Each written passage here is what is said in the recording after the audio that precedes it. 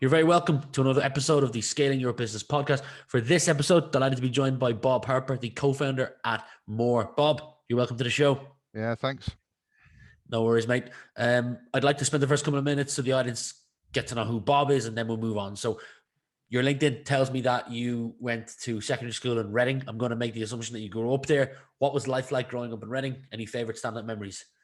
Oh wow, what was life growing up in? Yeah, life was good growing up in Reading. I fairly social individual and played football and drank a lot after football really. So that was like growing up at Reading. Quite an immature person at the age, when I sort of started work.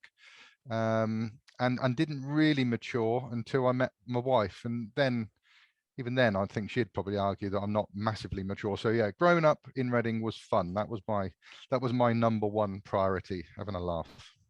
Football and drink. Sounds like you grew up in Ireland at the same time. I played football with a lot of Irish fellas, so Nice. I adopted a lot of their traditions. Slick. Impact and influence is a question I like to ask. People can usually point to a small handful of people that had a positive impact on them in their early years that helped shape the person they become today. Teachers, close friends, relatives, parents. Does anyone spring to mind for you? Yeah, exactly right. When you say that, so yeah, a couple of teachers, one in my primary school, actually, the last one, who really got me to switch on a little bit, which I couldn't, just a little bit of a tearaway. And then in my secondary school, my economics teacher, really, really, that was the first.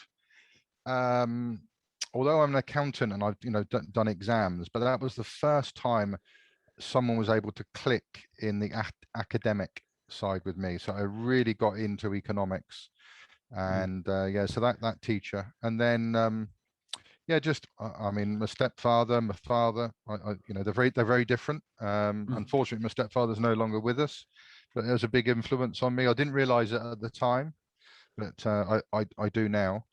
So yeah, there's a couple of people that spring to mind.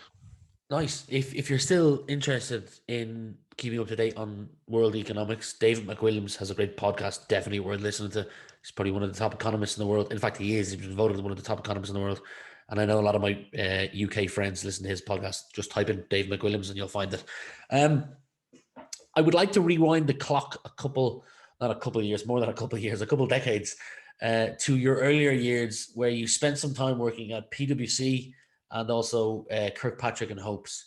The question here is, no one's the finished product, and there's plenty of errors you'll make and mistakes you'll make to improve and become a better version of yourself. So I'm bringing you back in time because you're a better version of you now than you were then in terms of all the mistakes you've learned and overcome. So what are one or two skills that you feel like working in the corporate world, I specifically picked PwC and Kirkpatrick's down your LinkedIn, helped you improve on?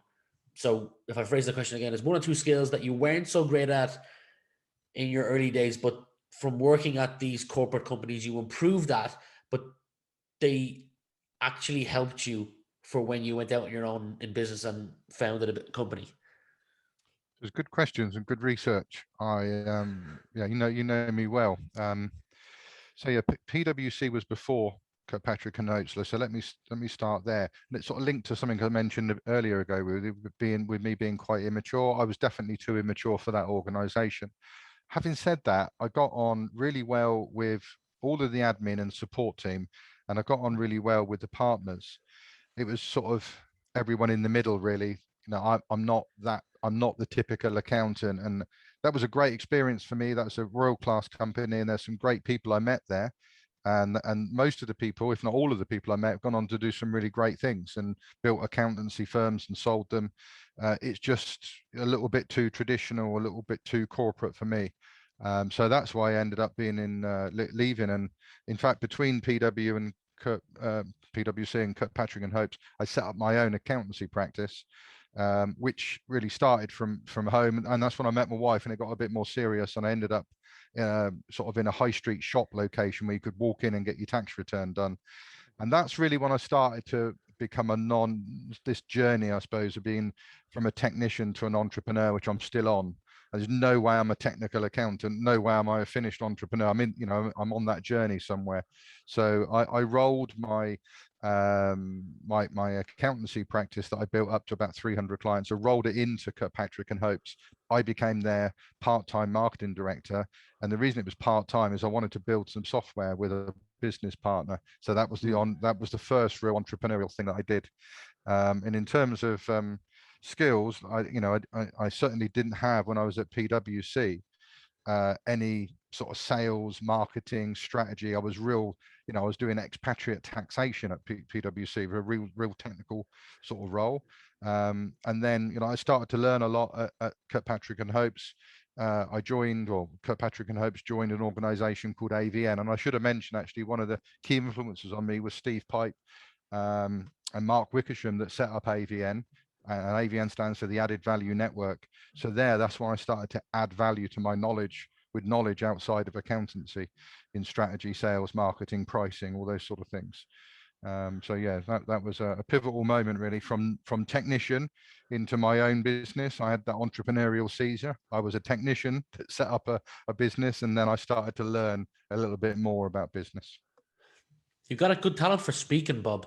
Not many people have the ability to come on a podcast and speak as well. So I hope that hope this is not your last one. I appreciate that. I've just had a lot of practice. Well, it's paid off.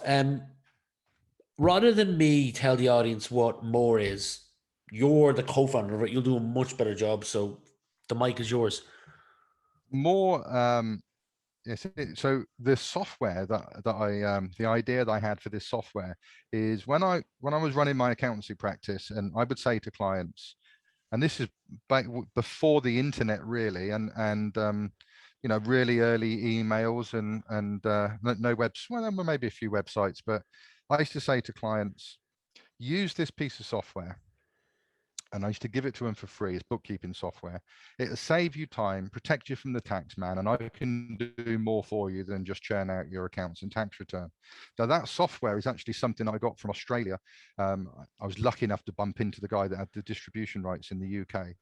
And it had some Australianness in it, which I wanted to get out, and I had a few ideas. So that's where that software came.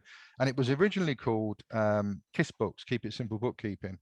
And when it was ready to be sold to other accountants, I went to a branding agency and sort of said, look, I need a brochure, and explained what it all was. And they said, well, let me get my sort of account manager in. And he said, tell me about it then. And I told him everything that I had inside me. And he said, the brand's wrong. Everything you've just told me is nothing to do about keep it simple bookkeeping. What you want to do is do more for your clients than the standard stuff. So that's where the name More came from. So it's really connected to what I call my core person, or start with why. What is it that you're about? How I make meaning. I just want to do more for people than accounts and tax returns. That's why I find traditional accounting so frustrating. So yeah, More is it's a direction. It was a piece of software, but now it's a brand name, and under that we've got different products. You've got a few different products, and I'll leave links to both your LinkedIn account and the website of More, where people can learn about all the offerings you've got. I'll mention a couple more times before the end of the podcast.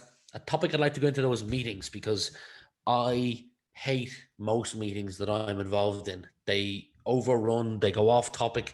But there's a couple of stats I want to shout at you before we go into that topic. This is all from your website or your LinkedIn account. 42 billion pounds of time, energy, and money is wasted in the UK every year with unproductive meetings. And not just that, there are 8 meeting mistakes which cost 441 billion pounds every year. Those 8 meeting mistakes: no agreed agenda, participants aren't prepared, meetings start late and overrun, discussions veer off topic, some participants don't contribute, a few attendees dominate the conversation, no decisions are made, and lack of follow-up on agreed actions. So my thing here is, you've got something called the ultimate meeting agenda. I will let you decide how much or what you want to talk about, but please tell us what that is. Well, I've got a couple of ultimate meetings agenda. So I've just been working on an ultimate year-end agenda for accountants to have with a small business. So that's one that I've genuinely created myself. Having said that, pretty much everything I do, I don't create anything or innovate. I beg, borrow, and steal. I always give credit if I remember. All right. So, Yeah. but I think the ultimate agenda you're referring to there is basically not my agenda. It's from a book called Traction by Gino Wickman, and it's called the Level 10 Meeting.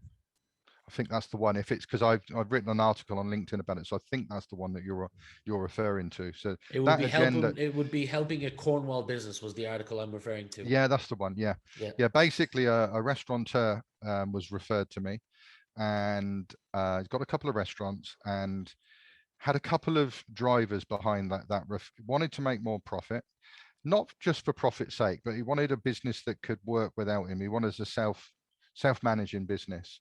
And the book that he waved at me was Traction. And a key part, there's lots of really great things inside Traction, but a key element of it is the level 10 meeting. So that level 10 is called level 10 because you score it, and everyone should score a meeting 10. And there's a structured process to have that meeting. And what Pete asked me to do, the restaurateur, was to help him implement Traction in his business. I'd never done it before. Hands up, I said, I've never done it before, but I read the book over Christmas, and there's a lot of stuff I already knew in there, and I'm sure a lot of other people that read that book go, "Oh, right, yeah, I know a lot of it." There was a few things that I didn't know, and a few gaps were filled in my knowledge. And I sort of just said, look, I'm not going to charge you full whack, Pete. So I discounted my rates by about a third, and said, let's give it a go. And that's what we did. And it took his business from the worst performing year in 17 years, which is what drove him to this decision to get some help, to the best. And I've actually gone back into that business. That was a couple of years ago. I've gone back in this year because he's just opened his third restaurant and got desire to drive the business forward. And I'm doing some more work. He's abandoned Traction, but he's using lots of elements from Traction. What I'll do is I'll leave a link to that article that you posted on LinkedIn talking about the business. And I think in that article, or I know in that article, that it does give a summary of what the ultimate meeting agenda is. But one of the topics I wanted to bring on today to talk about was blind spots. So I can see that you are currently, and if you see my eyes going to the right, it's I'm reading from the screen, a strategy execution coach at Goal Driver, but you've also been a sales mentor at Google Launchpad. So when I say blind spots, for the audience, blind spots are things that can hold back an otherwise healthy business. Things such as not having a process for hiring, not creating a culture of accountability, not focusing on lead generation, not building the bench so that if a key hire or if a key person in the business leaves, you don't have someone to fill that position with. That's a blind spot that could hold back an otherwise healthy business. So now that everyone understands roughly what a blind spot is, we were talking before, and you mentioned two blind spots that you wanted to touch on. So one of them was people strategy, and the other one was metrics. Which one would you like to start with? And whichever one that is, let's talk about why you believe it's a blind spot that holds businesses back. Let's start with people, because I think the metric comes second. But yeah, when you say about blind spots, it's like if you ask me what mine are, I should say, well, I don't know, because they're blind spots. So it's like you've got that 4 levels, haven't you? Starting with unconsciously incompetent, and then you're consciously incompetent, and then you're consciously competent, and then unconsciously competent. So as you go through it, you just become, like driving. You don't know until you sit there and try to drive a car whether you can or not. You might not even be aware of cars right at the beginning. But people may not be aware, like we're talking about meetings, of how crap their meetings are until you sat in a world-class meeting and experience what that is like. You have got no idea. And most meetings are run by people that aren't very good. So when you go and do your meetings, you might think you're good, but only comparing it to the person that you've modeled or been, had the experience of them running a meeting where you're a participant. But yeah, so again, I think this comes from Traction, but also the E-Myth, which is another great book by Michael Gerber. It's a people strategy, and I think the roles and responsibilities is so absolutely key in a business, and being able to just, to name a role and to define the result that role needs to deliver to a business. And I would say a lot of people have got job descriptions, I'm sales, or I'm head of Yep. marketing, or head of ops. So you might have the name, but what specific result is that role has to deliver to this business? I And reckon a once you've lot got, of them things are just copy and pasted from other organizations and they're just yeah, lazy lazy descriptions. lazy people strategy. So Yep. just having a conversation of result statements, and that is from the E-Myth. I said to you I'd beg, borrow, and steal, and I give credit where I remember. So that's a position agreement. If there was one thing a business could do, one thing I would say the first thing to do before looking at strategy, pricing, business models, and all the clever stuff is just go through your people and get position agreements in place, not contracts of employment, job descriptions, position agreements. What's the result that your role needs to deliver to this business? And then you can start looking at metrics. What are the activities and how effective does those activities need to be to deliver the result?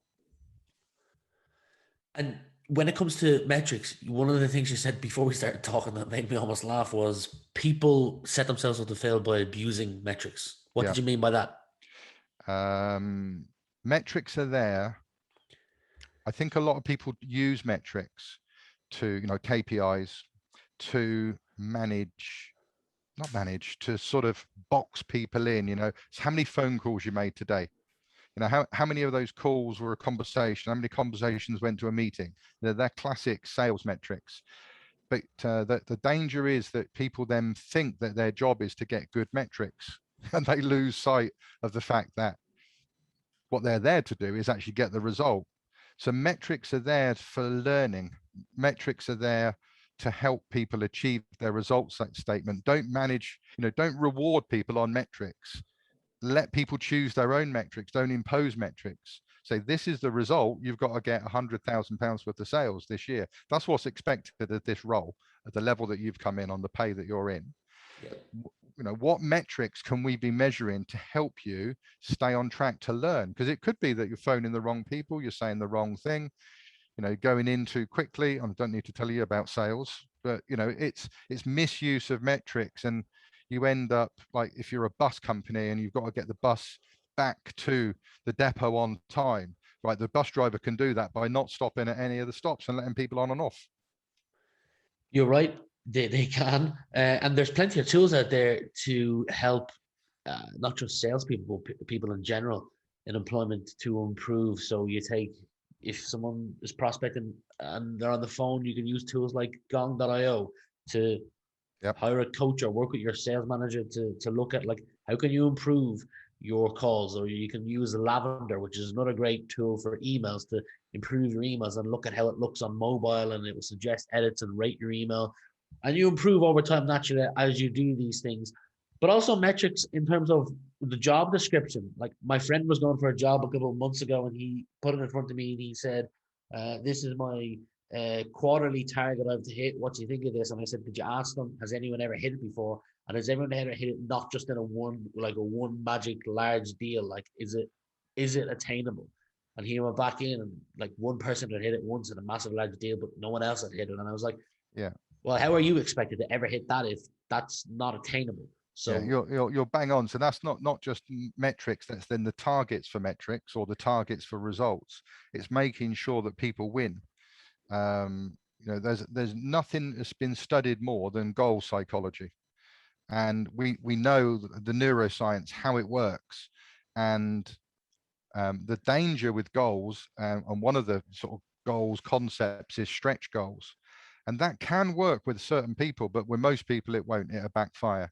People like to win, so be very careful what metrics you choose, and choose the metrics with the person, not for them, and then be very careful on what targets you set, because if they come in on Monday and they lose, they're going to be demotivated, and they're grafting rather than being inspired and coming in and giving their best in a positive state. yeah, and you mentioned goals there, and I can probably predict that as soon as Halloween is over, so the end of this week, the topic of goal setting will appear a lot more online as we go into the new year. And one of the places I feel that people fall down on goal setting is they pick a goal, but they don't pick a plan of like exactly how they're actually going to achieve that goal. Yeah, yeah. you need to deconstruct the goal into activity and effectiveness.